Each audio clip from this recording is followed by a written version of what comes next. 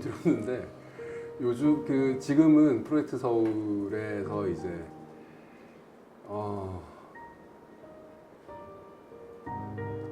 지금은 과포화 상태인 것 같아요 이제. 그리고 그거를 걸을 수 있는 시스템은 예전에는 모르겠는데 지금은 오히려 미비한 것 같다.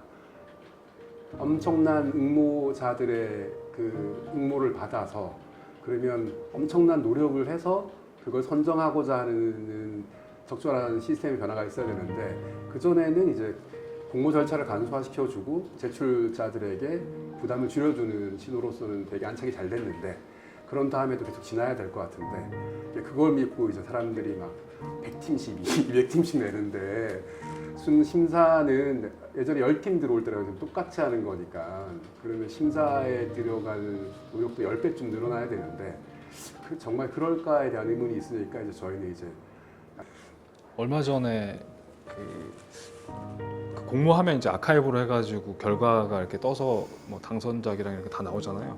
이게 저희도 공모를 여러 개 하다 보니까 이제 프로젝트 서울에 나와 있는 것 중에 저희가 좀 할 만한 것들을 이제 찾아서 보거나 등록도 하고 제출하는 경우도 있고 제출 못하는 경우도 있는데 작년에부터 공모해가지고 그건 신청까지 하고 제출을 안 했거든요. 그래서 계획 잠깐 하다가 이제 너무 변별력이 없을 것 같다는 생각에 그거는 계획을 잠깐 들여보다가 제출하지 않고 결과물만 봤거든요. 이제 그 아카이브에 나와 있는 결과물을 봤는데 프로그램이 그냥 말랑말랑한 거여가지고 50개인가 접수했더라고요. 그러니까 제출했더라고요. 제가 50여 개 정도가 제출을 했는데 되게 당황스러웠던 거는 당선자가 없음이었어요. 네.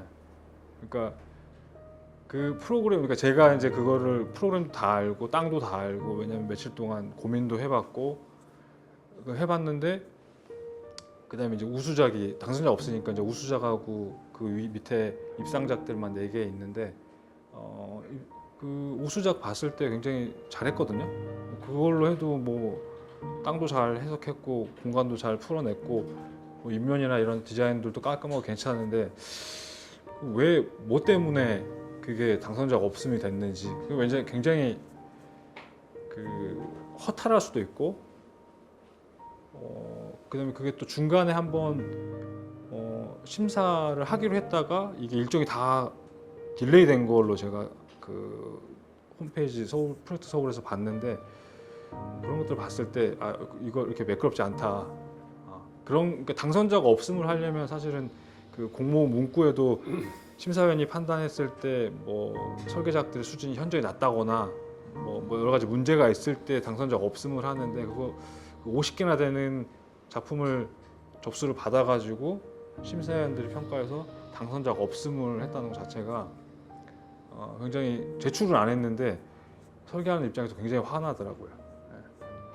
이거 또 심사위원 문제로 가는 부분도 있지만은 어떻게 그런 걸 보고서 그 당선자 없음을 만들 수 있는지 그건 굉장히 좀 그 설계하는 사람 입장에서 뭐 거기 심사위원들 다 설계 사무실 하고 계시는 분들인데 어떻게 해서 그런 결정이 나왔는지 참 그 이해가 안 가고 뭐 다른 부분 그게 뭐 엄청 어렵거나 문제가 생길 수 있는 프로그램도 아니었는데 그런 게 생겨가지고 속으로는 안 했지만 그거 보면서 야 진짜 안 하기 잘한 건가 막 이런 생각이 좀 들기도 하더라고요. 그런 것은 좀 고쳐졌으면 좋겠다는 생각이 들었어요.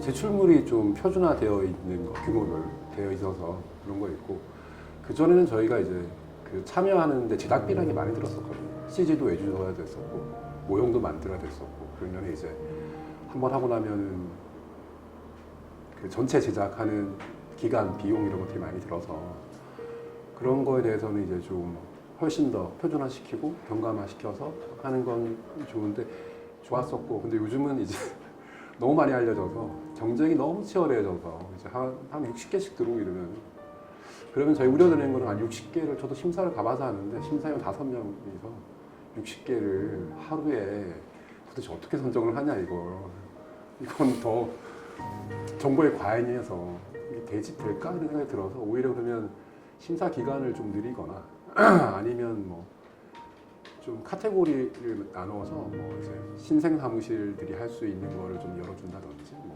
아니면은 좀 저희가 옛날에 되게 반대했었는데 해보다 보면 적정 규모 이상을 설계해봐야지 원활하게 진행할 수 있는 것들이 있거든요. 최근에 봤던 프로젝트 서울에 어디 보니까 참가 접수 400몇 개 이렇게 돼 있던데 그러면 100몇십 개 들어올 거 아닙니까?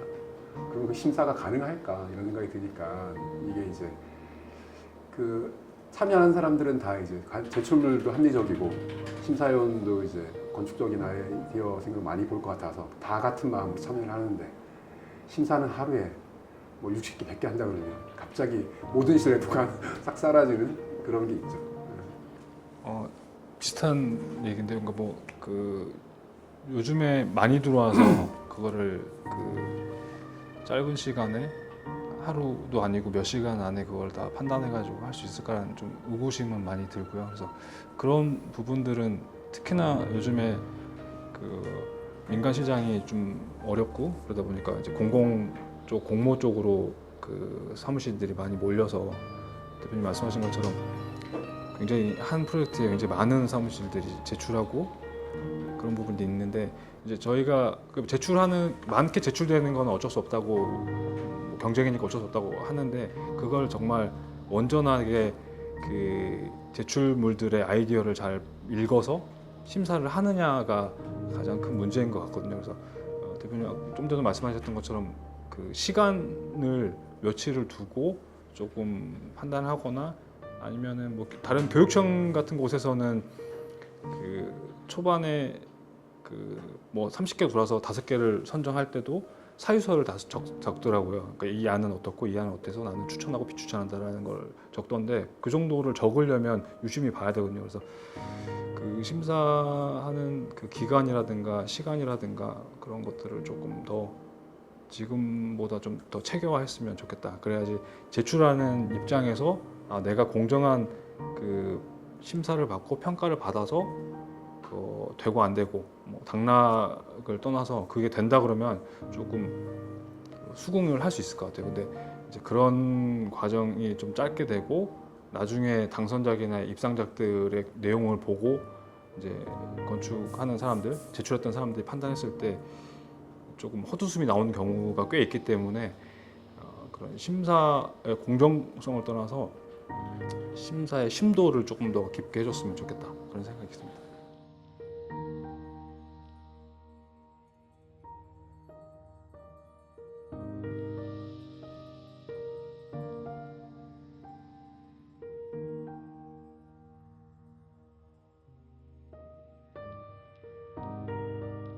진짜 총량제라고 해서 제가 서울시에서 서울시 자체로는 1년에 2번 뭐 이렇게 진행하겠다고 하는데 법제화되어 있는 게 월 2번이더라고요. 네, 맞아요. 월 2번이면 1년에 24회인데 그게 실효적인 총량을 관리할 수 있는가에 대한 문제가 있고 1년에 심사 24번 하는 사람은 잘 없거든요. 실제로도 잘 없는데 근데 그러면은 그 심지어 뭘 총량으로 규제하겠다는 건가? 뭐 반기에 2번 이 정도면은 뭔가 좀 규제하려나 보다 뭐 이런 거여서 실효적인 규정인가 그게 하나는 좀 그랬었고 참가자에 대한 보상 규정은 이제 있잖아요. 몇 분의 몇으로 해라 이런 게 있는데 심사위원들도 이제 그 정도의 그 자기 전문 지식과 자기 책임을 투입하게 하려면 적절한 보상에 대한 언급이 있어야 될 것 같은데 지자체별로 뭐 가면은 한 번 하면 20만 원, 30만 원 해서 수백억짜리를 판단하라는 거 아닙니까? 책임감을 가지고 안 하죠 그렇게. 아마 저희가 잘 10억 이상은 잘 공모를 안 해서 좀 애매하긴 한데 그 저는 공개되고 안 되고의 문제를 떠나서 그러니까 예전에 그러니까 심사위원이 그 공고하면서 공개된 게 그렇게 오래 안 됐잖아요.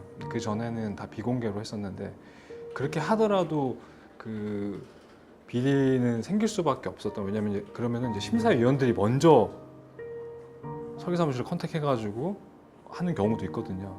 그러니까 그런 부분들이 그 완전히 없어질 수는 없다고 생각해요. 그래서 아까 심사 총량제하고 좀 엮여 있는 문제일 수도 있는데 그 서울시에서는 이제 1년에 2회로 제한한다 그러면 서울시에서 발주되는 공모가 굉장히 많을 텐데 그러면 이제 심사위원 풀이 굉장히 넓어져야 되잖아요.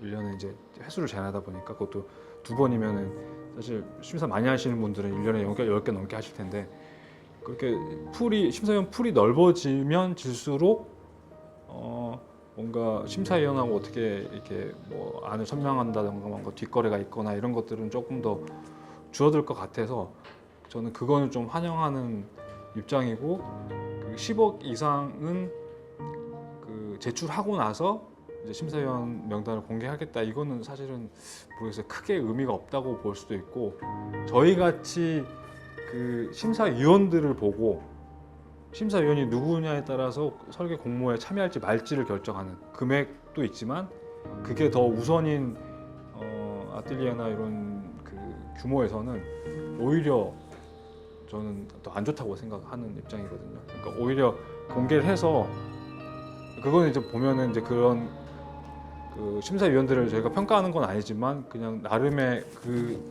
위원들이 이때까지 평가했던 거나 그 사람들이 건축하는 방식이나 이런 것들을 보고 이분은 아까도 말씀드린 거지만 여기는 참여하면 좀 괜찮겠다. 여기 정말 아이디어만 잘 보고 판단하실 것 같다라는 그런 생각들을 갖고 있는 부분이 있기 때문에 저희 같이 심사위원들을 보고 공모에 참여할지 말지 판단하는 저 개인적으로는 공개를 하는 게 더 맞다고 애초부터 공고할 때부터 공고하는 게 맞다고 생각합니다.